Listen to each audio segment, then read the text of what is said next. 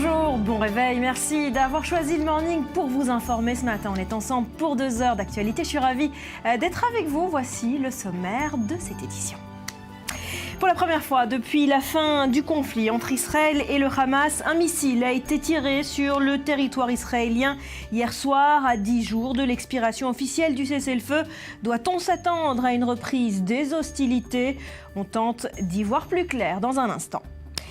Autre question au menu ce matin, être de gauche en Israël est-il devenu une insulte? Le centre de gravité idéologique dans le pays s'est-il déplacé lentement mais sûrement vers sa droite? On ouvre le débat dans cette édition.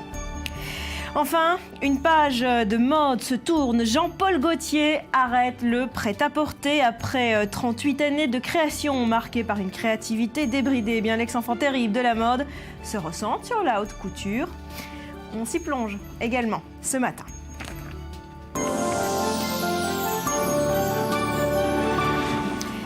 Voilà, c'est l'un des titres de cette matinée pour la première fois donc depuis la fin du conflit qui a duré 50 jours cet été entre Israël et le Hamas. Eh bien, un obus de mortier a été tiré hier en fin de journée sur le territoire israélien. Le Hamas a pris ses distances, mais que signifie ce nouveau tir? On va en parler avec nos invités. Myriam Danan, rédactrice en chef avec 24 News. Bonjour, merci d'être avec nous. Cyril Amar, bonjour. Bonjour. Et Ali Waken, notre spécialiste du monde arabe. Bonjour. Bonjour, alors, Barbara. ce tir signifie-t-il quelque chose? Non, pour le moment, il ne signifie pas un retour au round de confrontation, mais il signifie qu'il y a une forte pression de la part de certains milieux au sein du Hamas et d'autres factions palestiniennes de voir les négociations avec Israël de reprendre. Et malgré le fait que le Hamas n'a pas pris responsabilité et que les services de sécurité du Hamas sont en train d'investiguer sur ce tir, ça fait signe. Le Hamas envoie un message au côté israélien. Pour le moment, Moussa Abou Marzouk, le numéro 2 au Hamas, il dit que les négociations vont reprendre le 25 septembre. Côté israélien, on n'en parle pas. Côté égyptien, pareil. Et donc, le Hamas est en train, malgré le fait qu'il n'a pas pris responsabilité et malgré le fait qu'il a mené une enquête sur ce tir. Ce tir lui sert d'un côté du fait qu'il envoie ce message pour dire le 25, il faut retourner, les 30 jours s'expirent et on attend voir les négociations sur le blocus, sur le port, sur l'aéroport, etc. Mais Barbara, même au sein du Hamas, il y a un débat très intéressant, très vivant sur les chances, sur les avantages de retourner ou de ne pas retourner à un nouveau round de confrontation avec Israël. Il ne faut pas oublier... Donc Barbara. un nouveau round de confrontation, c'est une véritable option qu'on envisage. Non, tout à fait, tout à fait. Ce qui est étonnant, mais pas tellement, c'est le fait que cette guerre contre Daesh, cette guerre contre l'État islamique, le Hamas veut être à l'écart de cette guerre. Il ne veut pas laisser Israël parler qu'il y a 2 centres de lutte antiterroriste dans le Moyen-Orient. Une qui est contre l'État islamique et de l'autre côté, une qui est entre le Hamas. Myriam Danan, on se souvient des déclarations de Binyamin Netanyahou au sortir du conflit. Nous ne tolérerons aucun tir de missile, même sporadique. Est-ce qu'en Israël, on attend une réponse militaire à ce tir? Alors la position israélienne, elle a été très claire, côté israélien et côté Hamas. Aujourd'hui, on n'est pas intéressé à un nouveau round d'affrontement. Cette roquette tirée par les Palestiniens depuis la bande de Gaza, on peut l'interpréter effectivement comme une piqûre de rappel aux Israéliens. Rien n'est signé, les discussions du Caire n'ont pas encore eu lieu. Les Israéliens d'ailleurs ne se précipitent pas pour donner une date. Aucun rendez-vous n'est fixé. Il y a même cet accord intérimaire qui est signé avec l'autorité palestinienne et l'ONU pour le réapprovisionnement de la bande de Gaza qui semble laisser s'éloigner la date d'une prochaine discussion au Caire. Mais la réponse d'Israël, elle a été très claire. Elle a été faite directement au Hamas, à savoir s'il n'y a pas immédiatement des mesures qui sont prises par le Hamas contre ce tir et qui nous montrent que vous n'êtes pas intéressé à un nouvel affrontement, il y aura une réponse militaire israélienne. Dans les 6 heures qui ont suivi cette déclaration, le Hamas a arrêté le responsable supposé de ces tirs de roquettes. En tout cas, dans le sud d'Israël, les habitants restent vigilants. La situation reste extrêmement tendue 3 semaines après la fin de ce cessez-le-feu. Le calme est précaire. Reportage de nos équipes sur place. Il y a à peine 4 semaines, les habitants de la périphérie de Gaza vivaient en pleine zone de combat. Une vie sous les bombardements incessants des mortiers et des roquettes, sous les tirs d'artillerie et le bourdonnement des drones. Des communautés entières paralysées après la découverte d'un tunnel par crainte d'une infiltration. Aujourd'hui, la vie a repris son cours, mais c'est un retour à la normale bien relatif. La vie n'a rien de normal ici ces 14 dernières années. Quand on passe devant une crèche et qu'on voit un abri antimissile, ce n'est pas normal. Notre devise est devenue une vie normale dans une situation anormale. D'après les chiffres fournis par Tsahal, plus de 1400 roquettes et mortiers se sont abattus dans un rayon de 7 km autour de la bande de Gaza, sur la ville de Sderot et les dizaines de localités alentours. Certaines habitations situées à quelques centaines de mètres à peine de la frontière ne sont pas protégées par le système dôme de fer. Par ailleurs, les mortiers qui s'abattent en quelques secondes ne laissent pas le temps de se mettre à l'abri.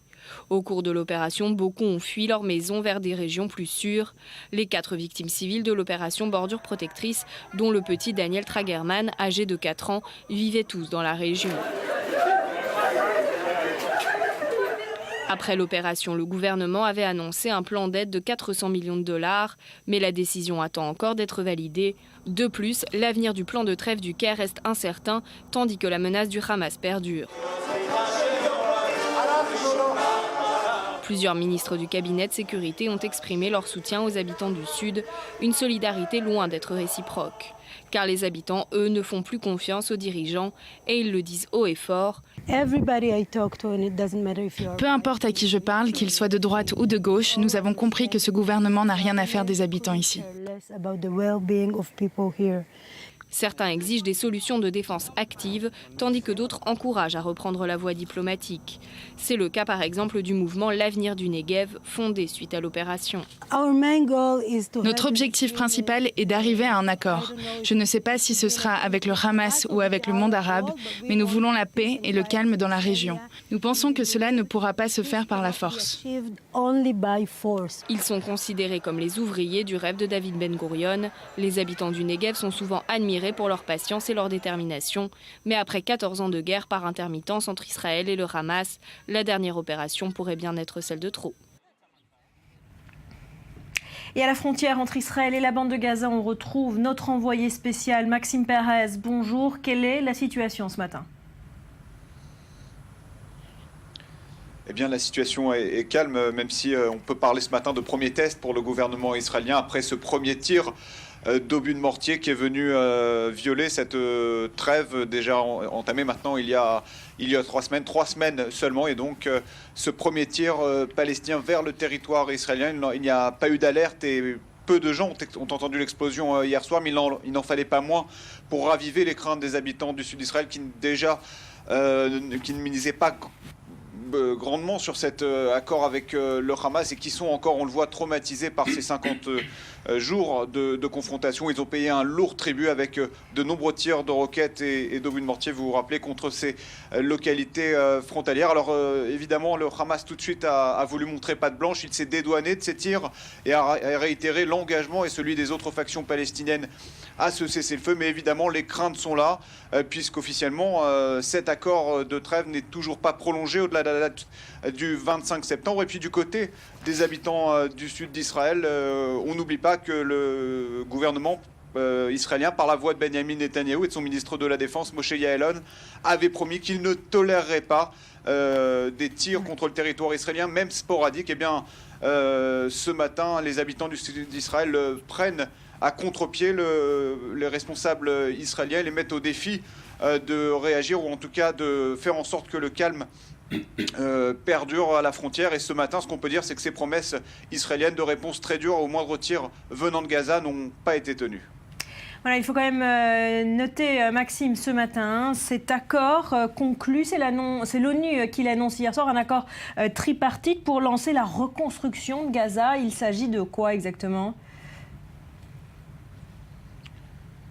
Eh bien, on parle de mécanismes provisoires. Alors, c'est un accord avant même que ne débutent les négociations au Caire entre délégations israéliennes et palestiniennes. Il n'a pas été annoncé il a été annoncé par aucune des deux parties, mais par l'envoyé spécial de l'ONU au Proche-Orient, Robert Serri, et pour la simple et bonne raison que ce sont les Nations Unies qui vont se porter garantes de cet accord qui va permettre d'entamer enfin la reconstruction de la bande de Gaza. C'est un geste important pour l'ONU que ce premier accord, même s'il est provisoire, parce qu'il va, selon les Nations Unies, permettre de redonner confiance aux donateurs, jusqu'ici quelque peu réticents. Ils craignent, il faut dire, une reprise des hostilités dans la bande de Gaza. Alors l'ONU s'est engagée hier soir à surveiller donc l'entrée de ces matériaux de construction qui vont servir donc à la reconstruction de Gaza, et notamment ils vont s'assurer qu'ils ne servent pas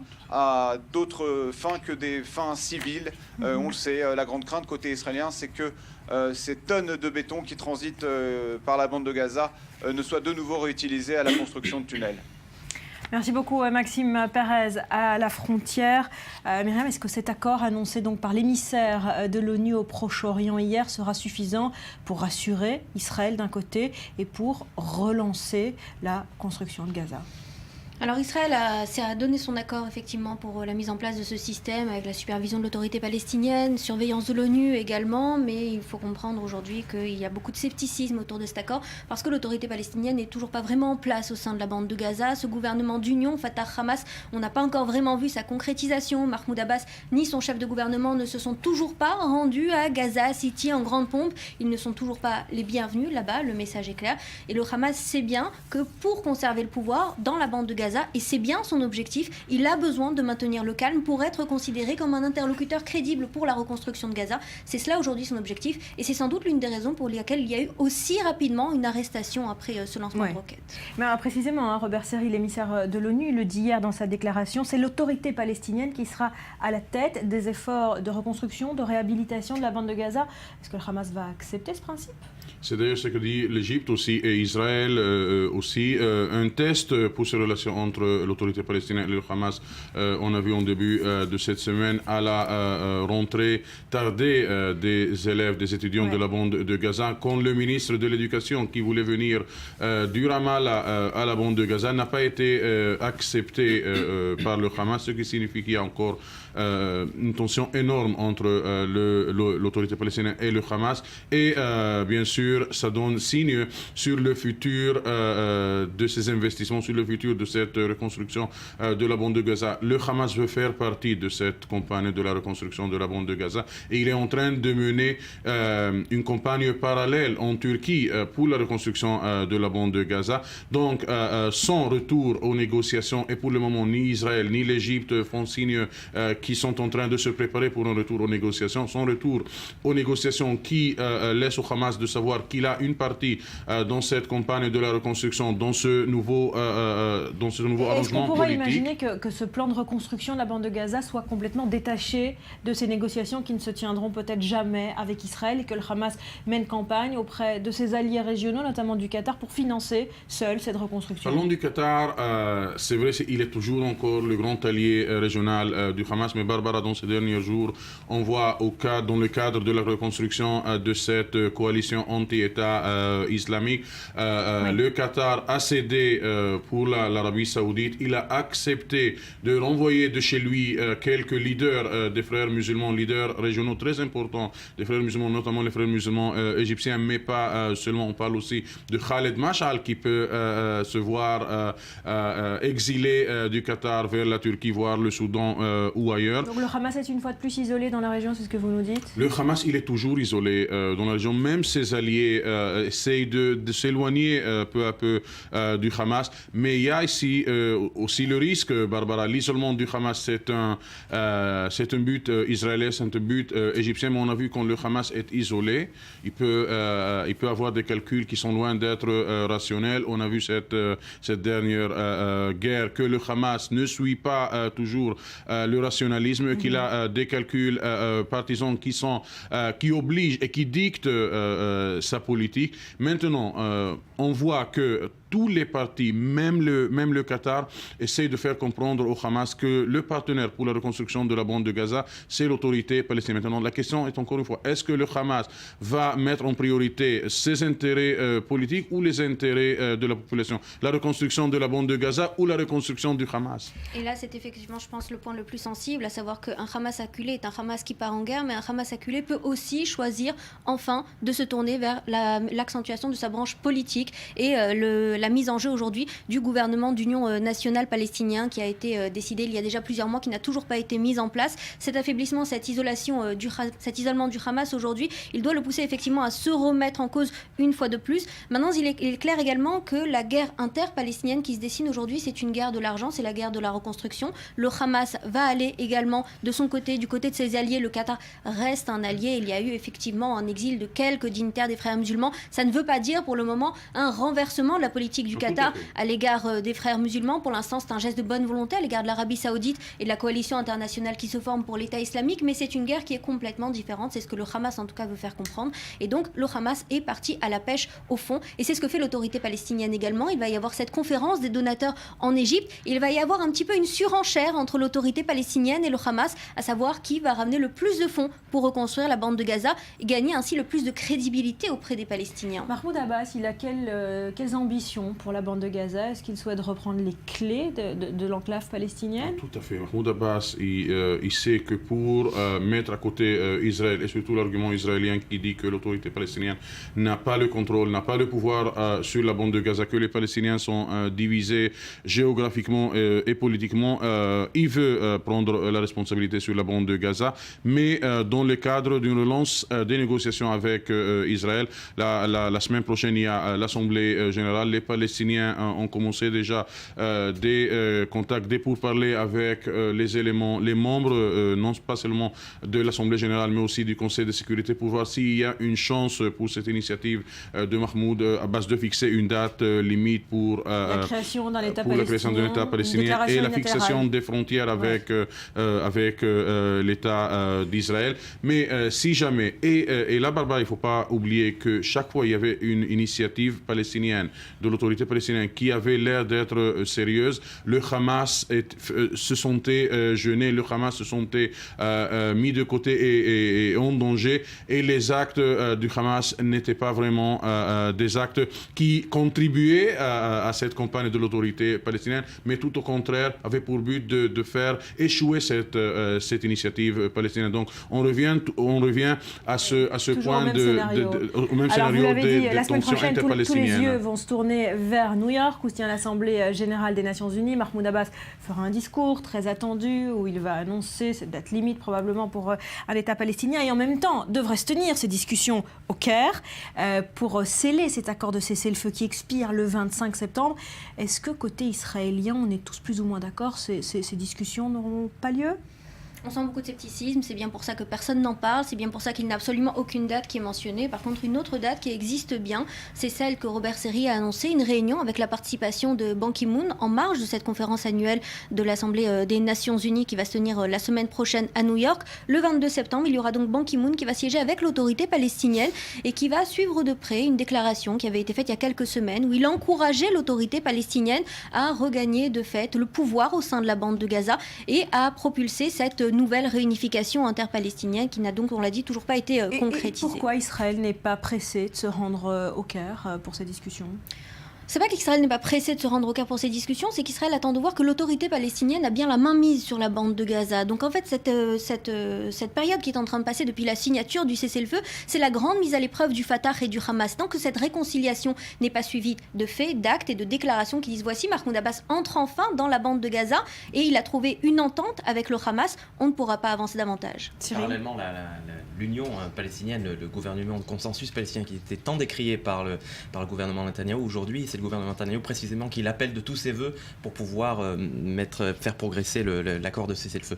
Tu es d'accord avec ça? Tout à fait. Un dernier point. Vous savez, Moussa Abou Marzouk, la semaine dernière, a dit que le Hamas sera prêt à négocier avec Israël les questions qui relèvent de la reconstruction de la bande de Gaza. Quelques heures après, où le lendemain, c'était Ismail Haniyeh qui a nié et qui a essayé d'interpréter ce que voulait dire Moussa Abou Marzouk. Mais moi, je ne vois pas qu'il y a ici une tension au sein du Hamas. Il y a une division de rôle entre ceux qui envoient ces messages modérés et d'autres qui envoient aux groupes islamistes et radicaux le fait que le Hamas est toujours le même Hamas, mais il y a ici un signe du Hamas. On veut faire partie de ce nouveau jeu, même aux dépens de notre idéologie qui refuse tout contact avec Israël. Même s'il y a des dissensions de fait au sein du Hamas aujourd'hui, on le sait, entre Khaled Mashal et les dirigeants au sein de la bande de Gaza, le problème aujourd'hui, c'est que le Hamas ne peut pas se passer de Khaled Mashal qui tient les cordons de la bourse. Et vous savez, il était encore ces codes, mais techniquement, on voit très peu d'argent qui rentre à la bande de Gaza, ce qui signifie que Khaled Mash'al, il perd le rôle de Mash'al, tout à fait, il perd son poids, non pas parce qu'il transfère il transmet moins d'argent, mais parce qu'il y a les tunnels, il y a la surveillance israélienne sur tout ce qui est les banques et les bureaux de change d'argent, évite que le Hamas envoie cet argent à la bande de Gaza, et donc le poids politique du Khaled Mash'al au sein de la bande de Gaza est en train de diminuer face à la branche armée. Alors pour essayer de conclure, pour essayer de comprendre vers où on va dans cette situation, si le Hamas n'obtient aucun acquis parce que ces discussions au Caire n'avancent pas, si le Hamas perd du terrain face au Fatah, si Mahmoud Abbas fait avancer son projet politique sans le Hamas, est-ce qu'il pourrait avoir recours à un geste désespéré? Est-ce que c'est à prévoir dans les jours, dans les semaines qui viennent? Absolument, ce sont les deux options qui resteront toujours devant les mains du Hamas, et c'était le message qu'ils ont fait passer ce week-end avec des déclarations extrêmement agressives où ils disaient qu'un prochain round de violence était toujours possible. Et ces deux alternatives sont celles qui sont depuis toujours devant le Hamas, à savoir choisir une fois de plus la branche terroriste et uniquement la branche terroriste, ou bien se rediriger vers sa branche politique. Ce qui est certain, c'est que la demi-mesure ne lui va pas et que l'avenir du Hamas ne peut pas se poursuivre dans cette éternelle indécision. Oui, voilà, le Hamas envoyait déjà un signe, le fait que Israël a découvert les cellules que le Hamas préparait en Cisjordanie pour reprendre des attaques contre Israël, et des attaques qui visent à embarrasser l'autorité palestinienne, voire même, selon les Israéliens, à renverser le pouvoir de l'autorité palestinienne. Donc le Hamas a pris déjà son choix. Sans le Hamas, il n'y aura pas de stabilité dans cette région. La situation, on continuera de la suivre évidemment de près. On va passer au grand titre à la une de la presse arabe et israélienne ce matin. Cyril, on parle évidemment de ce tir hier soir, mais en Israël, dans les journaux israéliens ce matin, en tout cas, on ne s'émeut pas vraiment. On ne peut pas dire que ça défraie la chronique, Barbara, puisque sur les 4 grands journaux israéliens, il n'y a que le Israël Hayom pour en faire sa une. À une semaine des célébrations du Nouvel An juif, nous dit le journal, l'accalmie dans le sud a été rompue. C'est la première fois donc qu'un engin s'abat sur Israël depuis l'entrée en vigueur du cessez-le-feu le 26 août dernier, mais aucune revendication. Vous l'avez dit, côté palestinien, il n'y aurait, selon le porte-parole du Hamas, aucune preuve qu'un obus a été tiré. C'est Sami Abou Zouri qui nous le dit et qui rappelle que son mouvement est attaché au cessez-le-feu. Voilà, ce qui retient en revanche plutôt l'attention des médias gazaouis, c'est la reconstruction. On en a parlé évidemment de la bande de Gaza et ce naufrage en Méditerranée, il faut le souligner ce matin, dont la plupart des disparus sont des Palestiniens. Et oui, mais avant ça, je voulais peut-être vous parler de ce mécanisme dont vous parliez tout à l'heure, c'est celui de la reconstruction de la bande de Gaza, qui nous est annoncé ce matin par le journal Palestine. C'est un journal qui paraît à Gaza, un journal pro-Hamas, et l'ONU, donc par l'intermédiaire de Robert Seri, qui aurait annoncé donc ce mécanisme provisoire conclu entre Israéliens et Palestiniens pour accélérer donc la reconstruction de la bande côtière. Des inspecteurs de l'ONU qui devraient donc s'assurer que les matériaux restent à usage civil, et la protection des inspecteurs de l'ONU, elle, devrait être assurée par l'autorité palestinienne. Alors ce matin, vous le disiez, le même journal, Palestine, dresse donc la liste des victimes et des disparus dans le naufrage du bateau d'immigrés dont on voit quelques images aujourd'hui publiées par le journal. Bateau d'immigrés donc qui a fait naufrage près des côtes italiennes. Et puis, selon le journal israélien de gauche, Haaretz, plusieurs milliers de Gazaouis tentent de fuir illégalement vers l'Europe via l'Égypte dans une enquête très fouillée. Le spécialiste des questions palestiniennes du journal, Jackie Khouri, retrace pour nous le parcours de ces évadés de Gaza. La traversée se fait vers l'Égypte, nous dit Jackie Khouri, via des tunnels souterrains à partir de la bande de Gaza. Ensuite, direction Port Saïd, vous le voyez, puis Alexandrie pour prendre un bateau vers l'Italie, un bateau plutôt un rafio craquant, puisque dans ces bateaux s'entassent des désesperados pour tenter leur chance dans l'Eldorado européen. Coût du voyage entre 4 000 et 5 000 $ pour les passeurs, un peu cher surtout quand on n'est pas sûr d'arriver à bon port. Voilà, et direction à la Turquie également ce matin. La presse nous en dit un peu plus sur ces frères musulmans exilés du Qatar qui pourraient arriver en Turquie. La Turquie serait-elle la nouvelle terre d'asile pour les frères musulmans égyptiens ? Le président turc Recep Tayyip Erdogan, en tout cas, ne semble pas l'exclure, puisque dans l'avion qu'il ramenait hier d'une visite officielle au Qatar, il s'est dit prêt à accueillir des responsables. La confrérie musulmane est devenue indésirable au Qatar en raison des pressions, vous l'avez dit, à l'Ewaket, qui sont exercées sur l'Émirat par l'Arabie Saoudite Égypte, mais également par les Émirats arabes unis. Ce serait un jeu dangereux, selon le quotidien turc Today Zaman en langue anglaise, car si Ankara devenait un sanctuaire pour les frères musulmans, eh bien cela pourrait tendre les relations régionales et envenimer un peu plus les relations entre la Turquie et l'Égypte, qui sont déjà, vous le savez, au plus bas. La Turquie, conclut l'éditorialiste ce matin, doit se faire des amis et non pas des ennemis. Et on termine, Cyril, cette revue de presse par l'éphéméride du jour. C'était il y a 36 ans exactement. Nous sommes le 17 septembre 1978. On est à Camp David, l'une des résidences présidentielles de l'administration Carter. À droite, le président égyptien, vous l'avez reconnu, Anwar el-Sadat. Et puis à gauche, le premier ministre israélien, Menachem Begin, dans une triple poignée de main avec le président américain. Les accords de Camp David sont signés. 2 accords cadres, donc, suivis de la signature du premier traité de paix entre Israël et un pays arabe, le traité de paix israélo-égyptien, qui perdure jusqu'à ce jour. C'était donc en 1979. Voilà pour cette poignée de main historique. Pour finir, Ali, j'aimerais qu'on revienne sur ce que le Haaretz nous dévoile ce matin dans un très beau reportage. C'est cet exode de milliers de Gazaouis qui tentent leur chance vers l'Europe. Est-ce que c'est un phénomène courant ?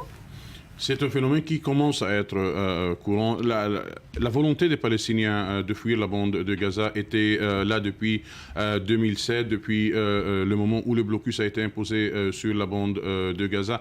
Mais la dernière guerre a fait savoir que même par les moyens militaires, les Palestiniens, le Hamas ne réussit pas de diminuer les mesures de ce blocus sur la bande de Gaza. Et donc la mer et fuir la bande de Gaza reste le choix des Palestiniens, les Palestiniens qui peuvent se permettre. Sur les réseaux sociaux à la bande de Gaza, il y a un débat, une discussion très vive sur ce phénomène. Est-ce que ça vaut le coup? Est-ce que c'est moral ou ce n'est pas moral de fuir la bande de Gaza dans ces moments? La jeunesse à la bande de Gaza est totalement désespérée. Ce qui est très intéressant, c'est qu'il a fallu cet accident malheureux pour que le Hamas en parle. Le Hamas qui est très peu disert finalement sur cette affaire et qui veut essayer de taire justement cette immigration massive vers l'Europe. Parce qu'après tout, qui est une nouvelle déconvenue de l'affirmation de son pouvoir. Voilà. Donc les Palestiniens de Gaza sont très certainement victimes, très certainement prisonniers dans cette enclave palestinienne. Reste à savoir qui sont les geôliers. Ils ne sont peut-être pas ceux que tout le monde veut bien croire. Voilà, un phénomène dont on commence à en parler. On élargira effectivement sur le sujet sur notre antenne. Merci beaucoup à tous les trois d'avoir été avec nous. Cyril, on se retrouve après un journal avec cette question.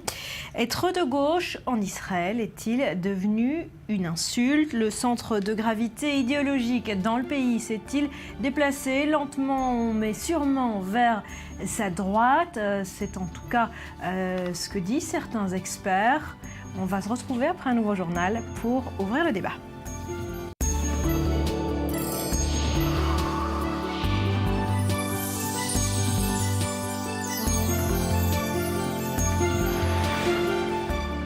On est de retour sur le plateau du Morning. Merci d'être avec nous. Une question à présent. Le socle idéologique de la gauche israélienne a-t-il disparu? Est-ce que la société israélienne est en train de devenir une société de droite? Voilà, c'est la question qu'on va essayer de se poser. En tout cas, une poignée de jeunes dans le nord d'Israël refusent totalement cette possibilité. Direction le kibbutz Ravid, Cyril, où vous vous êtes rendu cette semaine. Là-bas, il flotte comme un vent de nostalgie, une volonté de renouer avec l'idéologie des pères fondateurs, ceux qui ont notamment créé le mouvement kibbutzik. On va regarder ce reportage que vous avez tourné avec Lorraine Tolila et on va en reparler juste après. Maya, Omer, Shelly ou encore Lily. Non, ce ne sont pas des prénoms de jeunes filles, mais le nom des variétés de mangue cultivées ici dans ce magnifique verger de 34 hectares. Nous sommes au kibbutz Ravid, à quelques encablures du lac de Tibériade. Un kibbutz pas comme les autres, qui s'est fixé pour objectif de renouer avec l'idéologie des pères fondateurs, travailler la terre, car la terre, nous dit-on ici, appartient à ceux qui la cultivent. Mais une autre dimension, c'est l'éducation. Ici, les 100 membres du kibbutz veulent éduquer les jeunes générations israéliennes pour une société meilleure, une société plus juste et plus équitable. Mango, banana, melon, de vache, pekinamon. Mango, banana, melon, de vache, pekinamon. L'aventure commence en 1994. Après leur service militaire, des jeunes issus du mouvement de jeunesse travailliste débarquent ici, en plein cœur de la Galilée. Avec un rêve en tête, créer un nouveau mode d'implantation, alliant travail de la terre et action éducative. Ce n'est pas juste un projet éducatif ni juste un business, c'est un savant mélange des deux. Tout comme les 110 membres du kibbutz Ravid, Matan Alfassi est un agriculteur éducateur. Un double labeur, cultiver l'homme qui cultive la terre. En 2010, quand il rejoint le kibbutz, ce jeune militant qui a grandi dans les faubourgs de Tel Aviv ne connaît rien du travail agricole. Mais aujourd'hui, les méthodes d'irrigation dernier cri made in Israël n'ont plus de secret pour lui. On reçoit toutes les données directement sur notre ordinateur au bureau ou sur nos téléphones portables. Comme ça, où qu'on se trouve, on peut modifier les paramètres d'irrigation et quantifier les flux de manière précise. Le rendement, oui, mais jamais au détriment du travailleur. Car pour ces idéologues en culotte courte, pas question de faire appel à des sous-traitants, ni à de la main-d'œuvre étrangère. C'est pour cette raison que le kibbutz accueille chaque année plusieurs centaines de jeunes Israéliens de tout rang. Au programme, travail dans les champs le matin, séminaire de formation l'après-midi. Une expérience singulière et appréciée. Ici, on fait de l'agriculture de manière différente. Ce que je fais, c'est un acte sioniste. Je m'attache à la terre d'Israël, on travaille en groupe et on se construit ensemble en tant qu'être humain. Notre travail nous élève, on apprend beaucoup en travaillant ici. En moins de 20 ans, Israël est devenu l'un des premiers pays exportateurs de mangue du Moyen-Orient. Matan et ses amis réussiront-ils à exporter leur modèle au-delà des frontières de leur kibbutz? Les germes du changement, eux, sont déjà plantés. Voilà, Cyril, très beau reportage, on le dit que vous signez avec Lorraine Tolila. Alors, c'est jeune, peut-être nostalgique, au contraire connecté à leur temps. Est-ce que c'est un épiphénomène ou c'est une vraie tendance en Israël ? En discutant avec Ehud, l'un de ses fondateurs du kibbutz Ravid, un homme d'une quarantaine d'années, il me dit: j'avais envie il y a 10 ans de me réveiller, j'avais pas envie de me réveiller un beau matin à 40 ans et de dire voilà, j'ai rien fait de ma vie, j'ai envie de faire quelque chose de significatif. On est effectivement dans une société israélienne qui s'individualise, qui est devenue de plus en plus libérale, qui s'éloigne de plus en plus de l'idéologie des pères fondateurs, et ces gens-là ont envie de faire quelque chose de significatif de leur vie et d'apporter un changement à la société israélienne. Il faut peut-être dire que ce qui n'a pas été dit dans le reportage, c'est que les 110 membres de ce kibbutz sont tous impliqués dans des actions éducatives dans toute la Galilée. Ce sont des enseignants, des éducateurs, des travailleurs sociaux quelquefois. Et voilà, donc c'est en fait essayer de changer de logiciel finalement en renouant avec l'idéologie des pères fondateurs, mais important cette nouveauté, à savoir celle de l'éducation, car selon ces membres de kibbutz, c'est par l'éducation que viendra le changement.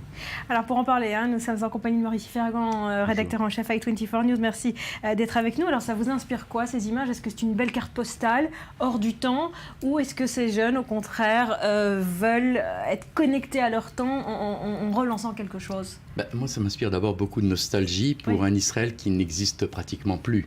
Il faut le dire, c'est assez marginal ce type d'expérience. Et que la population des kibbutzim ne représente que 2% de la population israélienne. Même pas 1,5% de la population israélienne. Alors on est là dans un peu carte postale, mais surtout beaucoup de nostalgie. Et ce qui est intéressant, c'est ce mélange entre agriculture, expérience, utopie et souci de la pédagogie. Je veux dire, cette pédagogie n'existait pas dans l'expérience des premiers kibbutz. Les gens voulaient tout simplement produire pour manger et finalement partager une expérience collective. Là, il y a un souci pédagogique qui est assez nouveau et assez intéressant, je dois dire. C'est la première chose qui est évoquée. La deuxième chose que je souligne, c'est que dans ce reportage, on n'entend pas certains mots comme collectivisme, socialisme, outils de production. C'est des mots qui faisaient partie du paysage du kibbutz et qui aujourd'hui n'existent plus. Il parle quand même de certaines valeurs, des valeurs de société plus justes, etc. Dans les faits, il y a quelques changements, disons, cosmétiques par rapport au premier kibbutz, le premier kibbutz de la création de l'État d'Israël. Mais les moyens de production sont évidemment mis en commun. Et la totalité des revenus, d'ailleurs, de ce verger de mangue sont reversés pour des actions éducatives. Il n'y a pas de salaire différentiel, contrairement à d'autres kibbutzim qui ont déjà franchi cette phase du collectivisme. En tout cas, l'idéologie kibbutzike originelle, elle a disparu en Israël. Vous l'avez dit, la population des kibbutzim, elle est minime. Est-ce qu'elle s'est perdue, cette idéologie, parce que la société a changé et aussi peut-être parce que la gauche n'a pas réussi à proposer autre chose ? Bon, d'abord, la nostalgie, c'est bien, mais il faut voir les sociétés changent. Il ne faut pas prendre ces changements pour des drames.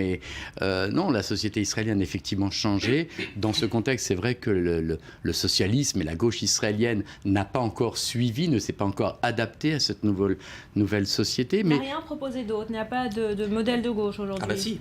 Justement. Alors si on prend l'exemple par exemple de Sheli Yefimowitz, qui est l'ancienne chef de file du parti travailliste, qui ne l'est plus d'ailleurs au profit d'Yitzhak Herzog, eh bien, elle a essayé d'incarner justement, de surfer sur cette vague de mécontentement, de contestation sociale de l'été 2011 pour essayer d'insuffler un vent nouveau dans cette plateforme socio-économique. Mais on se rapproche plus du modèle européen, disons peut-être allemand, de social-démocratie. On n'est plus dans l'ère du socialisme collectiviste qu'on incarnait. Dans ce contexte, c'est Yair Lapid qui lui a volé un peu la vedette. C'est ça, pas vraiment de succès à la clé finalement. Le succès de gauche sur ce plan-là. Le succès a été récupéré par des mouvements libéraux. Alors c'est ça, c'est tout le dilemme de la gauche israélienne, de trouver la voie royale entre une société démocratique et une société libérale.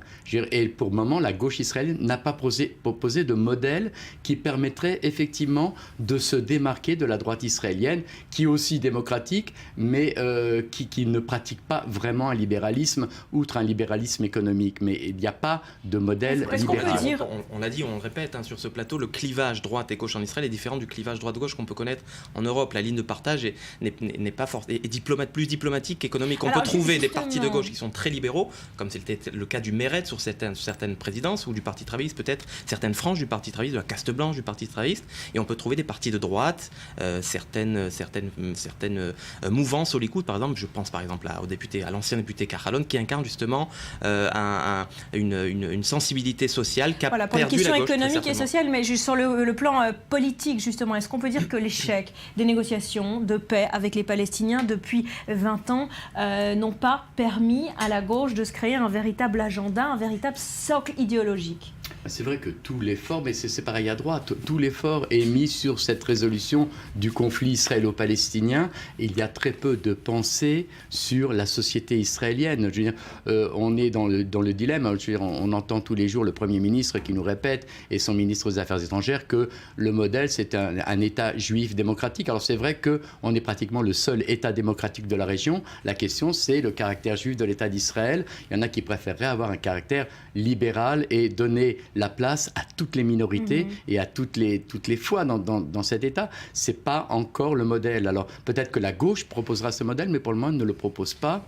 Et on avait à l'époque, par exemple, des gens comme Avraham Bourg, qui était le président de la Knesset, qui proposait un modèle, c'était clair, la séparation de la synagogue et de l'État. Ce débat a totalement disparu du débat en Israël. On n'en est plus là. Et pourtant, c'est peut-être une des solutions pour permettre à la gauche de revenir un peu sur la place. Je crois que vous avez raison. C'est-à-dire la gauche sioniste effectivement est en perte de vitesse au niveau politique, au niveau parlementaire. Plusieurs raisons à ça, évidemment, vous l'avez dit. Le sentiment que les Israéliens sont lassés de l'éternel refus, peut-être même palestinien, d'accéder aux offres à répétition des différents premiers ministres israéliens. La seconde intifada est passée par là, évidemment, les attentats suicides, et le sentiment qu'il n'y a pas de partenaire, un sentiment qu'on doit largement à Ehud Barak, l'ancien premier ministre, qui nous avait dit au terme des accords de négociation de Camp David qu'il n'y a pas de partenaire, et je crois que ça a vraiment ancré dans la conscience politique des Israéliens le sentiment qu'il n'y a pas de partenaire palestinien. Premier élément de réponse. Deuxième élément de réponse, c'est qu'il n'y a pas aujourd'hui de dirigeants charismatique au sein de la gauche israélienne. Alors justement, on va en reparler, ce problème aussi personnel, de leader peut-être de la gauche israélienne. En tout cas, la question qu'on se pose, c'est de savoir si effectivement la société israélienne, face à ce vide créé par la gauche, est en train de basculer vers sa droite. Est-ce que son centre de gravité tout entier est en train de se diriger vers sa droite? On a eu le sentiment, en tout cas pendant la dernière opération à Gaza, effectivement, qu'une majorité d'Israéliens parlaient avec des mots de la droite assez durs, et c'est l'objet d'un film israélien qui sort en ce moment. Maël Benoliel s'est rendu à l'avant-première. Regardez. La société israélienne est-elle capable d'exprimer plusieurs voix et de se remettre en question, particulièrement en temps de guerre? Une question qui fait débat quelques semaines après la fin de l'opération militaire Bordure protectrice dans la bande de Gaza. Une société sous le feu, c'est le titre donné à cette conférence organisée par 2 associations qui luttent pour les droits civils et la liberté d'expression en Israël. Il existe un sentiment chez une partie des Israéliens selon lequel on ne peut pas critiquer Israël. On est forcé au silence, on n'a pas le droit d'avoir un autre point de vue que celui de la majorité. Et c'est pour cette raison que nous avons pensé qu'il serait bien d'organiser cette conférence afin d'en parler et de condamner toutes les expressions de racisme et de violence dans notre société. Nous avons pu constater des phénomènes de racisme et de violence pendant la guerre. Et dans notre association, nous pensons que dans un pays démocratique, la résilience d'un pays, c'est aussi dans sa capacité de faire entendre toutes les voix, même celles qui nous sont désagréables. Une centaine de personnes s'est réunie dans un cinéma du centre de Tel Aviv. Le but, assister au débat mené par un panel de journalistes de tous bords politiques. Je pense effectivement que la société israélienne est capable de faire face à une certaine critique. Preuve en est cette conférence. Il y a des problèmes, de la violence et ce n'est pas facile d'être de gauche aujourd'hui. Et je crois aussi tous ceux qui disent que ce n'est pas non plus facile d'être de droite.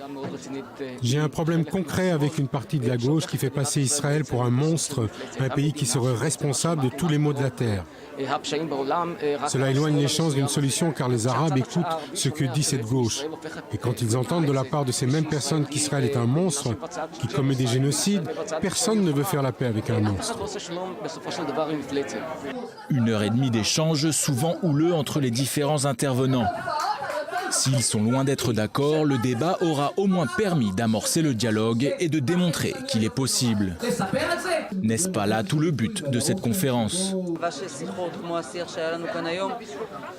J'espère que les discussions que nous avons eues aujourd'hui peuvent être un début de progrès dans le dialogue pour que dans un futur proche, à la prochaine guerre, nous puissions avoir un vrai dialogue. C'est mon souhait en tout cas. Je comprends les bonnes intentions de cette gauche qui nous dit de faire attention à ne pas tuer des innocents. Mais malheureusement, dans la plupart des cas, cela renforce la propagande antisioniste, anti-Israël et plus grave encore, antisémite. Au final, cette conférence aura eu le mérite de mettre 2 valeurs fondamentales sur la table. D'un côté, la nécessité de préserver la liberté d'expression. De l'autre, ne pas servir les arguments des ennemis d'Israël. Une équation toujours délicate pour la démocratie israélienne.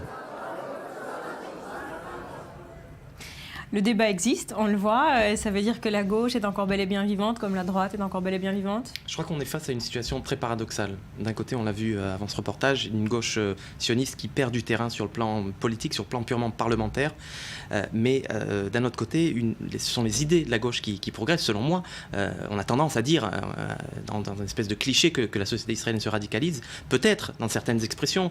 On se rappelle du mariage interconfessionnel au mois d'août, en pleine guerre de Gaza, entre une juive et un musulman, mais à mon avis les idées de gauche sont en train de progresser. Et preuve en est, c'est qu'aujourd'hui, sur le plan purement parlementaire, la droite perd du terrain, le Likoud a perdu des sièges, Israël Beiteinu a perdu des sièges, le Parti travailliste en a gagné 2, c'est pas beaucoup, mais les idées de gauche aujourd'hui sont incarnées par les partis centristes, par Yesh Atid notamment, qui prônent clairement, publiquement la solution des 2 États. Aujourd'hui même, le Premier ministre, Benjamin Netanyahu, qui est issu de la droite révisionniste, la droite dure du Likoud, etc., qui dans son discours de Bar-Ilan prône également pour la solution des 2 États. Et puis les sondages nous le montrent aussi. Les sondages, les Israéliens sont certainement sceptiques sur les chances d'aboutir à un accord de paix avec les Palestiniens, mais ils le savent, la seule solution aujourd'hui, c'est la séparation et la création d'un État palestinien. Conclusion, Maurice ? Moi, je voudrais aller un peu plus loin. Je crois qu'il y a deux idéaux qui se confrontent là. L'idéal de la droite sioniste religieuse qui met en avant un État juif démocratique. Et cet État juif démocratique, finalement, ressemble au modèle adopté par les pays voisins, qui mettent en avant aussi une particularité de leur État, face à une partie de la gauche qui met en avant un État libéral démocratique. Alors, on est tous d'accord sur la démocratie. La question, c'est est-ce qu'il faut libéral ou juif ? Et ce débat, finalement, existe en Israël. Merci beaucoup à tous les deux d'avoir été avec nous. On se retrouve après un nouveau journal.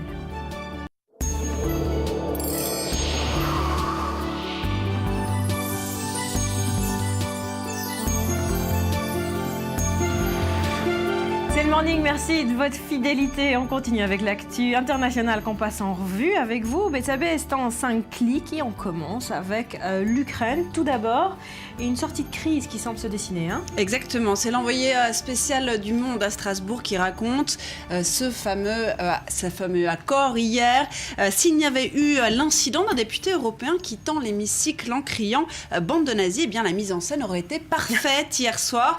Un théâtre en duplex avec sur l'écran les homologues à Kiev, avec à la fin cet accord d'association donc entre l'Union européenne et Kiev qui devra entrer en vigueur, on le rappelle, en 2015. Un accord, on le rappelle aussi, dont la perspective avait tellement échauffé le Kremlin que l'ex-président ukrainien Yanukovych avait, sous la pression de Moscou, fait marche arrière. Alors en dépit des combats ces derniers mois, des tensions diplomatiques, l'accord a finalement été conclu. Un pas historique donc, remarque Le Monde, et une bonne nouvelle pour les Ukrainiens pro-européens, bien sûr, d'autant plus qu'à Kiev, nous dit le journal, eh bien, l'accord est censé repousser un peu plus la menace russe qui est donc voisine du pays. Alors ça valait bien une standing ovation, même si on notera que l'accord de libre-échange, lui, a été repoussé à fin 2015 pour éviter quand même de froisser trop Moscou. Voilà pour cette crise ukrainienne. Et puis dans les journaux ce matin, on reparle évidemment du virus Ebola. Alors on en parle pas toujours de la même façon. À l'heure où Moscou, ou l'OMS, excusez-moi, Moscou nous a marqué décidément ces 12 dernières heures. L'OMS évoque une crise sans précédent. Et bien le Courrier publie une tribune de Ce n'est plus, c'est un site d'information sénégalais, un papier qui dénonce le psychodrame planétaire qui est devenu l'Ebola et qui rend les ressortissants des pays touchés suspects, qui rend les gens tellement méfiants qu'ils en oublient les valeurs les plus élémentaires d'humanisme et de solidarité même, et à trop surestimer les effets de la pandémie, eh bien on en oublie les autres fléaux. Par exemple, le paludisme qui touche plus de 4% de la population mondiale, qui tue chaque année plus de 3 millions de personnes. Quid du sida avec ses 30 millions de victimes, ou du chikungunya qui fait rage aux Antilles. Alors malgré tout, jamais l'Afrique est pourtant la principale victime de la pandémie du sida, ou encore la Chine par exemple, où la pollution fait 2,2 millions de morts par an. Ne sont venues des destinations interdites, elles. Et pourtant, il suffit d'une bagatelle de 2000 morts d'Ebola. Autant, nous dit l'édito, que les bombardements israéliens sur Gaza pour mettre le monde en émoi. Alors on se demande ce que Gaza vient faire ici. Pour le coup, je pense qu'on peut dire que Gaza a mis le monde en émoi surtout. C'est vrai. Et Gaza, justement, on en parle ce matin, on en a parlé déjà en début d'émission, avec ce phénomène qui commence à prendre de l'ampleur, cet exode des jeunes Gazaouis vers l'Europe. Tout à fait, il y aurait eu des dizaines de Palestiniens de Gaza qui figuraient parmi les 500 disparus du bateau de migrants qui a sombré donc mercredi dernier en Méditerranée. Avec la guerre, nous dit RFI, eh bien, la situation s'est détériorée et de plus en plus de Gazaouis tentent de fuir donc illégalement vers l'Europe, vers ce nouvel Eldorado, en passant donc par l'Égypte. Alors ces voies illégales sont dangereuses. La traversée se fait donc vers l'Égypte via des tunnels de contrebande souterrains, ensuite direction Alexandrie pour prendre finalement un bateau vers l'Italie. Et pour cela, il faut payer bien sûr des passeurs. Ça coûte cher, entre 4 et 5 000 $, sans compter que c'est bien sûr très très dangereux. On l'a vu récemment. Parcours extrêmement dangereux. Le Moyen-Orient toujours ce matin dans cette revue de presse avec des gadgets. Vous nous expliquez à quoi ils servent? Alors en fait, la question c'est comment la question que se posent les Occidentaux aujourd'hui, c'est comment armer les peshmerga kurdes sans risquer de perdre le contrôle sur la cargaison, ce qui est un problème qu'on a connu notamment en Afghanistan. Par exemple, Libé nous explique que plusieurs pistes technologiques sont explosées. Par exemple, certains spécialistes prônent une obsolescence programmée des lance-missiles, missiles anti-chars et autres armes. C'est-à-dire qu'en fait, des dispositifs vont permettre aux armes de se désactiver automatiquement. Alors, ce serait techniquement possible. Le problème, c'est que bien de l'autre côté, vous avez des rebelles qui parfois manient assez bien les munitions pour se débarrasser de ce système. Alors vous avez le kill switch aussi. Vous savez que si vous perdez votre iPhone et si vous avez pris quelques petites précautions, vous allez pouvoir le retrouver. Vous pourrez le désactiver à distance. Okay. Il suffit de programmer ce système. Et bien en théorie, ce kill switch pourrait s'appliquer au secteur de l'armement, problème, le piratage. Et puis enfin, système utilisé à la base pour protéger les armes de l'utilisation par les enfants quand les parents en ont à la maison. C'est un système qui ne répond qu'à son propriétaire. Vous avez en fait une espèce de puce qui est mise dans une bague ou sous la peau. Voilà, alors le problème, c'est qu'effectivement, il faut aussi donner la puce aux rebelles, ce qui n'est pas toujours aux rebelles. Non, ce ne sera pas évident. On part pour Londres? On finit par ça? Alors, l'Angleterre, vous avez dit les dîners immangeables, vous avez dit la mauvaise hygiène, vous avez dit les jeunes filles bourrées. C'est la vision qu'aurait de l'Angleterre beaucoup d'étrangers, nous dit le Guardian, un peu dépité, voilà, avec un steak pas très appétissant. Le quotidien britannique s'est penché sur l'ouvrage signé par un professeur portugais basé à Londres. Alors, ça s'appelle Boeuf pas sécu, plus ou moins, son bouquin. Alors, c'est pas le premier portrait de ce genre, entendez, si peu flatteur. Il y avait eu déjà Agnès Poirier, une journaliste parisienne qui critiquait le savoir-faire britannique en matière de sexe, notamment donc touché French Woman Take on the English en 2006. Et puis il y avait encore une journaliste américaine, entre autres exemples, Sarah Lial, qui s'était émerveillée devant son mari qui aimait le pudding de pain rassis, avait-elle dit. Alors voilà, très appétissant. Voilà, chaque pays souffre de ses propres clichés, c'est comme ça, hein. Voilà pour l'Angleterre. Une autre façon pour l'Angleterre de penser à autre chose que référendum ces jours-ci. Il y a pas mal de papiers comme ça, un peu déjantés. D'accord, ça fait du bien de penser à autre chose. Référendum de l'Écosse, on va en reparler largement. Demain. Il aura lieu demain. Une page historique risque de se tourner pour le Royaume-Uni. Restez avec nous, Betsabé. On va venir à vous, Laetitia, dans un instant, notre chroniqueuse cinéma. On va parler notamment de Netflix, de l'Écosse aussi. Mais avant ça, de Netflix, qui a débarqué en France. Vous savez ce que c'est, c'est ce service de vidéo en ligne. Il a révolutionné la façon de consommer des produits télé, les séries notamment. Il est en train de révolutionner la production des séries également, le point en image. Netflix a posé ses valises dans l'Hexagone. Le service streaming qui propose différents abonnements de vidéos à la demande permet un accès illimité à un catalogue de séries et de films pour des prix allant de 7,99 € à 11,99 € par mois. C'est un vidéoclub virtuel, gigantesque, à domicile. Donc les téléspectateurs et les internautes vont découvrir cette nouvelle offre qui vient des États-Unis et qui comptabilise aujourd'hui dans le monde plus de 50 millions d'abonnés. Mais Netflix devra se faire une place parmi la concurrence, comme Orange Cinéma Series, Vodcaster ou encore Canal Play, qui a déjà conquis plus de 500 000 abonnés en 3 ans. Sur le long terme, nous aimerions avoir un tiers de foyers français clients de Netflix, comme aux États-Unis. Mais sur le court terme, la première année, ce qui compte, c'est la réputation. Est-ce que nous gagnerons une bonne réputation avec les Français pour un excellent service ? Problème, le leader mondial du streaming payant a installé son siège social européen au Luxembourg. Il ne sera donc pas obligé, comme les distributeurs et chaînes de télévision de l'Hexagone, de financer des productions de films français. Selon une étude de l'école des mines ParisTech, le cinéma pourrait perdre jusqu'à 22% de son financement, tandis que la fiction télévisuelle pourrait quant à elle être amputée de 24% d'ici à 2017. Mais pour rassurer l'industrie cinématographique, Netflix a promis d'investir en France à travers la production de séries. Si j'ai bien compris, ils ont déjà annoncé qu'ils allaient faire des productions françaises. Et quand ils iront en Allemagne, ils auront des productions allemandes. Je ne pense pas que l'industrie française du cinéma doive s'inquiéter. Ils doivent voir Netflix comme une nouvelle source de capital et une nouvelle source de financement pour leur production. L'année dernière, ce sont presque 900 000 Américains qui ont résilié leurs différents abonnements télévisuels pour profiter de l'offre imparable Netflix. Aux États-Unis, en période de pointe, le site occupe presque un tiers du trafic Internet. Voilà, Netflix, ce concept révolutionnaire. Laetitia, notre spécialiste cinéma, est-ce que les grosses boîtes de production cinéma doivent s'en inquiéter de cette arrivée de Netflix en France ? C'est pas vraiment les grosses boîtes de production qui doivent s'en inquiéter, c'est plutôt les petites productions indépendandes, puisqu'en France, donc il y a des mandats gouvernementaux qui aident le cinéma français. Et ce qui fait peur aussi, je pense, tout le monde en parle de ce Netflix, il y a beaucoup de gens qui sont pour, évidemment, c'est la mondialisation, on est sur le modèle américain, la jeune génération dont je fais partie aussi, aussi, on est très content d'avoir ce modèle à la maison de vidéoclub. En une seconde, on a tout ce qu'on veut. Mais ce qui est dangereux, c'est qu'évidemment, c'est la mondialisation du cinéma, c'est la mondialisation avec les séries, mais c'est plus le modèle culturel français. Et la France reste très conservatrice de sa culture. De l'exception française. Ouais. En revanche, dans la presse, les critiques ont été mauvaises. Sur Netflix, finalement, on ne trouve pas grand-chose. Je me suis pas baignée des heures dans les articles sur Netflix, mais les titres sont pas très accrocheurs. Les gens sont déçus. Je crois que les journalistes ont cliqué sur 2-3 films qu'ils aimaient bien et puis ils ont été déçus de ne pas voir ces films-là à l'affiche. Donc il y a un prix qui est relativement appétissant. Je pense que c'est surtout pour ça que les gens sont, pas cher, l'abonnement, sont séduits, mais c'est environ 7 €, je crois.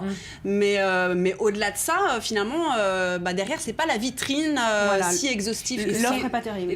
L'offre n'est pas terrible, mais aussi le problème qu'ils ont, c'est que là, ils viennent donc d'arriver en France et en Allemagne. Ils vont arriver dans 7 pays européens, je crois. Et en France et en Allemagne, on est des grands fans de doublage. On n'est pas du tout avec de sous-titres. On regarde les films doublés, pas moi. Mais en tout cas, la majorité des Français le font. Et du coup, il y aura toujours un décalage avec les séries.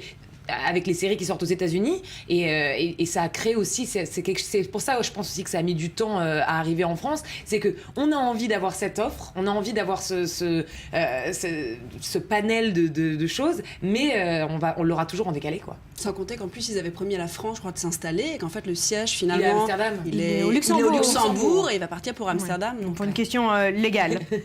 Voilà pour Netflix.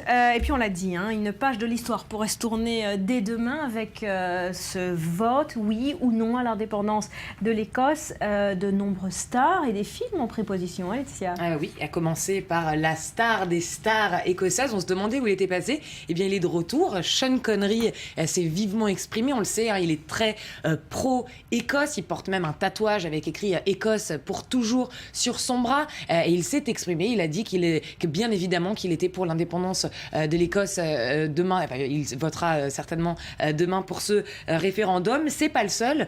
Sean Connery, l'ancien James Bond.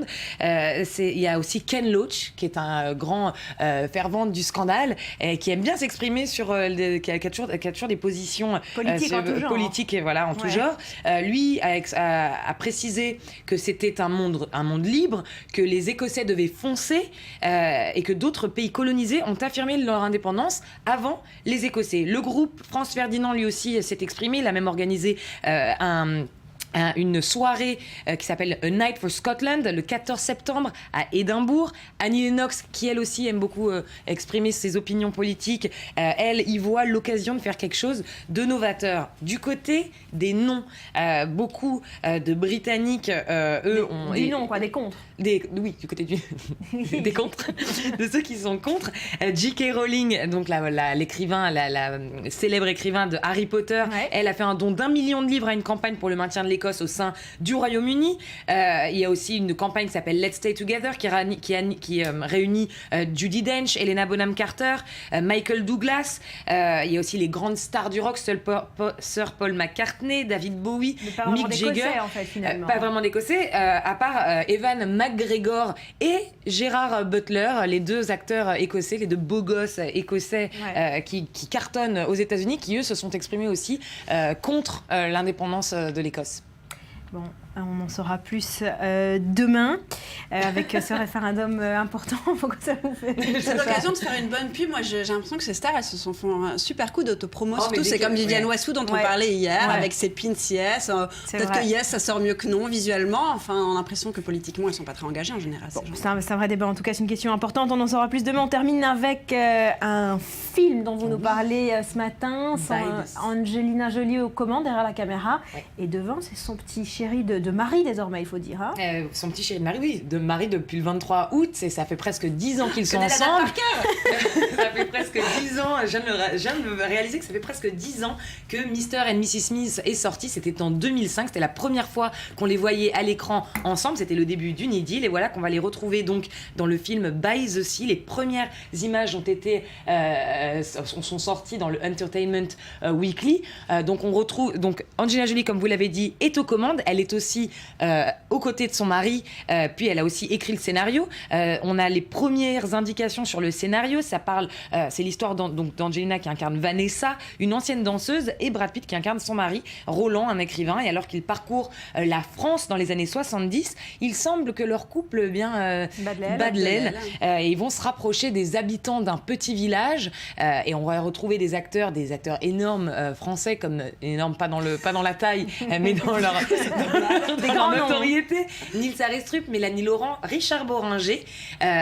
Voilà pour le film d'Angelina Jolie. On viendra bien évidemment en reparler quand on en saura un peu plus. Vous avez vu donc les premières photos. C'est succès en tout cas, Angelina et Brad réunis. Alors, moi, ce que je trouve étrange... Maintenant qu'ils sont mariés, c'est plus drôle. Moi, ce que je trouve étrange, c'est que c'est vrai qu'après Mr. et Mrs. Smith, tout le monde s'attendait à voir Angelina Jolie et Brad Pitt à nouveau réunis à l'écran. C'est vrai qu'on s'attendait à un truc un peu plus coup de poing. Là, on se retrouve dans un espèce de mélodrame, quelque chose de... Bon, ça va être certainement très joli. C'est le 3e film d'Angelina Jolie. On leur laisse le bénéfice du doute. On jugera après l'avoir vu, tout à fait. Bon, voilà, merci beaucoup Alicia d'être venue nous en parler. Betsabé, on se retrouve après un nouveau journal. On va parler mode avec là aussi une page qui se tourne. Jean-Paul Gaultier arrête le prêt-à-porter. Après 38 années de création marquées par une créativité débridée, eh bien, l'ex-enfant terrible de la mode se recentre sur la haute couture. Que s'est-il passé? Réponse après un nouveau journal.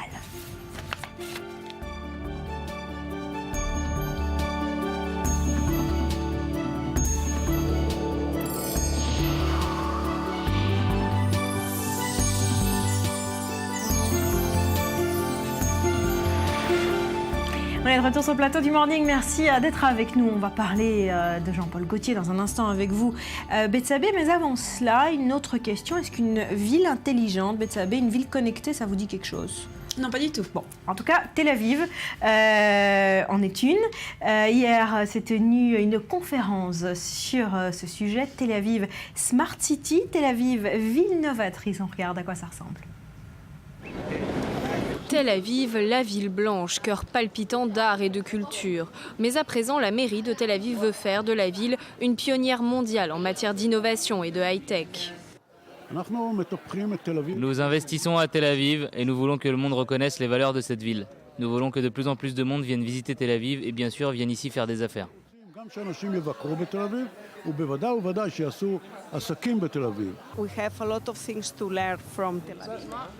Nous avons beaucoup à apprendre de Tel Aviv. C'est en quelque sorte la nouvelle Silicon Valley.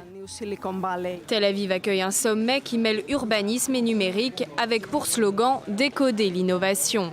Un sommet auquel participent des groupes du monde entier et parmi eux Barcelona Smart City Expo, l'aéroport de Berlin ou encore le site touristique Airbnb. Tous sont venus échanger des idées sur les nouvelles technologies de la ville intelligente. Nous avons par exemple la conduite automatique. Dans le futur, vous n'aurez pas à conduire votre propre voiture, mais vous serez transporté par des sortes de taxis automatisés. Les moyens de communication se développent. La production va complètement changer grâce aux imprimantes 3D. Je pense que les villes sont les plateformes du futur. Elles créeront des solutions pour notre planète surpeuplée. Elles créeront des solutions pour la durabilité afin que nous puissions vivre tous ensemble pacifiquement.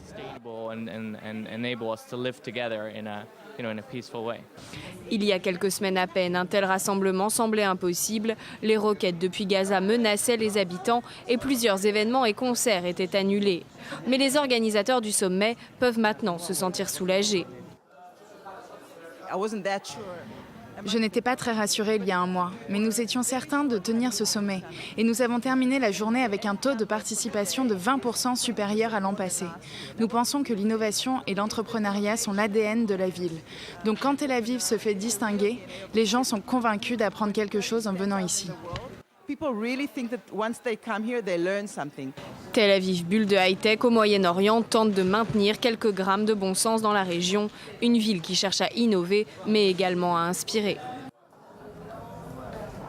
Tel Aviv, Rudy, c'est un modèle pour d'autres villes dans le monde? En tout cas, il y a beaucoup, ça fourmille d'initiatives autour de l'innovation, des startups et de la technologie. En ce moment, il y a aussi le festival Utopia, qui est un festival à la base de science-fiction, mais la science-fiction qui aussi inspire les vraies innovations du futur, la vraie ville du futur. Donc il y a toujours ce fourmillement et puis ce goût de la création et ce goût de l'innovation à Tel Aviv. Et la ville l'a bien compris et essaye de le développer un maximum. Voilà, avec des services même que la mairie propose à ses habitants. Tel Aviv, c'est ça aussi. On revient à vous dans un instant pour parler de l'actu sur le net ce matin. Mais avant cela, on parle mode avec cette page mode qui se tourne. Jean-Paul Gaultier a annoncé qu'il arrête le prêt-à-porter. Le défilé de la Fashion Week de Paris, prêt-à-porter du mois de septembre, sera le dernier prêt-à-porter Gaultier. Il s'arrête après 38 ans pour se recentrer sur la haute couture. Betsabé, qu'est-ce qui s'est passé? Alors la raison, c'est l'argent, en fait, la situation financière de l'entreprise, nous explique Les Échos, mais pas seulement. Il y a aussi le manque de liberté et le manque de temps dont Jean-Paul Gaultier se plaint pour trouver les idées. Et Dieu sait qu'il va les chercher loin, ces idées. Jean-Paul Gaultier, remettons-nous dans l'ambiance. Barbara, marinière, jean, perfecto, corset, remis au goût du jour.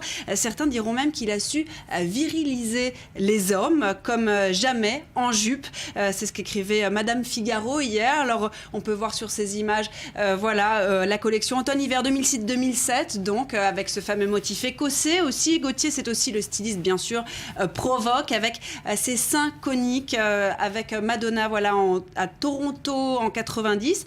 Gaultier, c'est aussi le défileur de stars bien sûr, par exemple Valérie Lemercier, défilé automne-hiver 2011-2012 et ça fait encore sourire, ou encore collection printemps-été 2014, bien sûr, ça vous évoque quoi? Ça évoque Grise, donc des mannequins dans la peau d'Olivia Newton-John et de Travolta. Alors Jean-Paul Gaultier a toujours su nous surprendre, écrivait Le Monde hier. Il avait notamment fait défiler la star de la télé-réalité Nabila, vous allez voir sur ces images tout de suite qui vont arriver, ou encore Conchita Wurst, donc ce chanteur autrichien travesti, gagnant de l'Eurovision 2014. Voilà, sur ces images, ça c'est Nabila.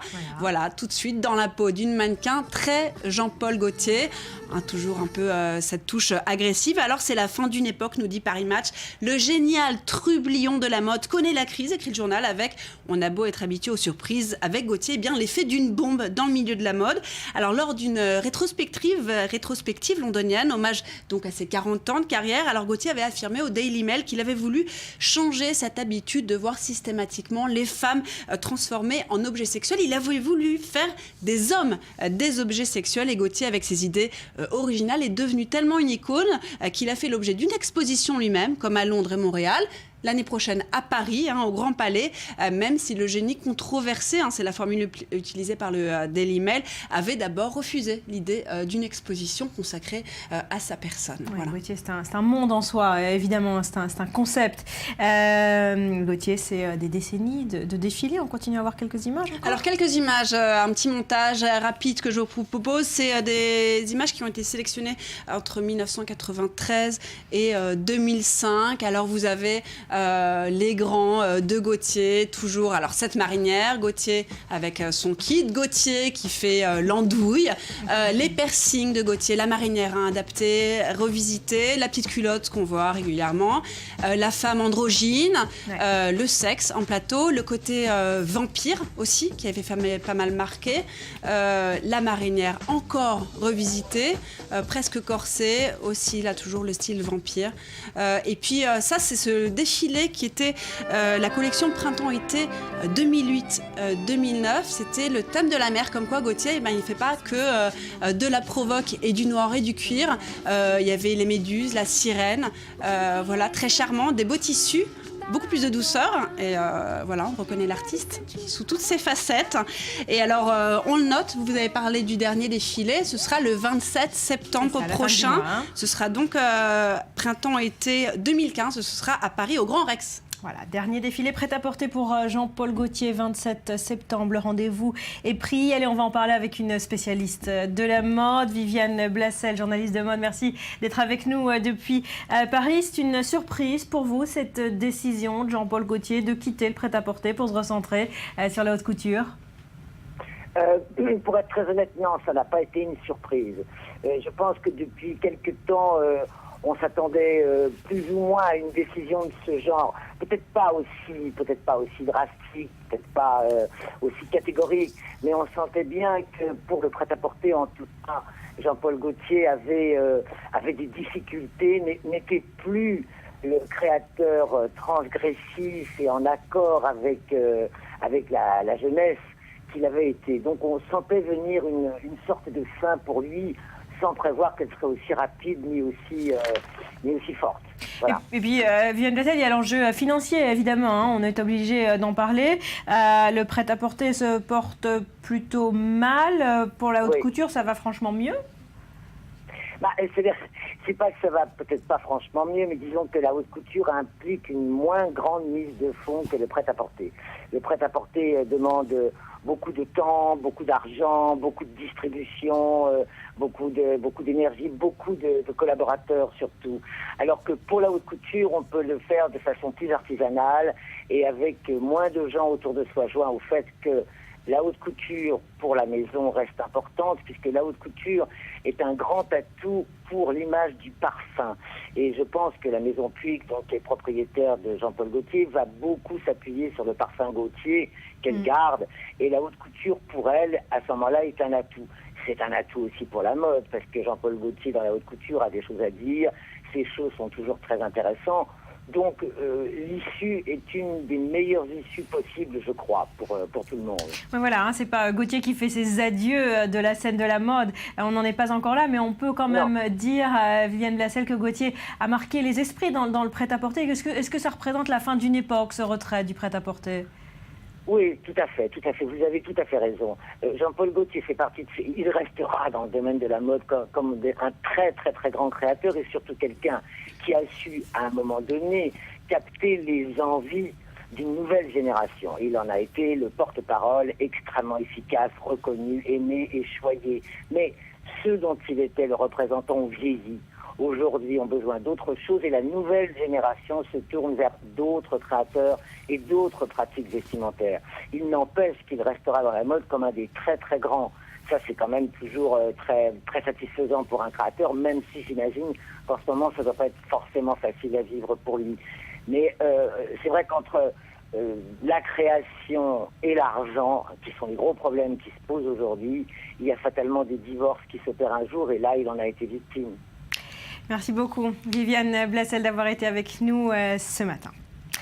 Voilà, et on vient à vous. Rudy, qu'est-ce qui se passe ce matin sur Internet? On parle de quoi? On démarre par une belle histoire. Oui, on va démarrer par une belle histoire qui nous vient des États-Unis du 11 septembre, une semaine après les célébrations du 11 septembre. Eh bien, il y a une photo qui a été retrouvée, mais depuis des années, par une utilisatrice sur Internet, qui lui a été remise quelques semaines après le 11 septembre. Et chaque année, on va la voir, cette image de cette demoiselle qui mettait donc cette photo en disant chaque année, le 11 septembre, je pose cette photo en espérant de le rendre à son propriétaire. Et donc voilà, elle a dit voilà, je l'ai trouvé à grande zéro, s'il vous plaît retweetez. Donc elle utilisait Facebook, Twitter, Instagram chaque année et elle n'avait pas du tout de preneur. On la voit déchirer la photo, elle a été recollée en morceaux? Non, elle a juste été très endommagée évidemment lors des attentats. Et donc cette année, vendredi dernier, enfin, après des années, elle a été retrouvée par un utilisateur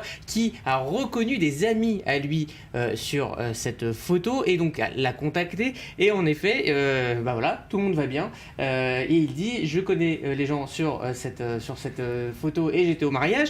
Et comme les Américains, c'est bien connu, n'aiment que les happy end, personne sur la photo n'a été tué le 11 septembre. Ce sont ses amis. Et quant à lui, il était en congé ce matin du 11 septembre 2001. Il raconte que la photo donc a été prise à Aspen, un mariage d'amis dans le Colorado. Donc tout le monde va bien sur la photo. Donc c'est une belle histoire. Et les deux protagonistes, évidemment, l'ont achevé par un selfie en bonne et due forme pour fêter ça. Comment faire autrement? Une histoire qui finit bien. Voilà pour cette photo restituée à ses propriétaires. Allez, on part du côté du web palestinien avec, vous nous expliquez ça ce matin, un nouveau produit ménager. Il est sorti cette semaine. Oui, est-ce que vous vous souvenez du parfum M75, le parfum, je cite, oui, à l'odeur de victoire, qui a été sorti en 2012 après la précédente opération à Gaza. Et bien, M75, vous nous rappelez ce que c'est? C'est un parfum, c'est le missile, c'est le nom de code du missile Fajr qui a visé. Ça sent bon. Alors ça, je ne l'ai pas testé, malheureusement.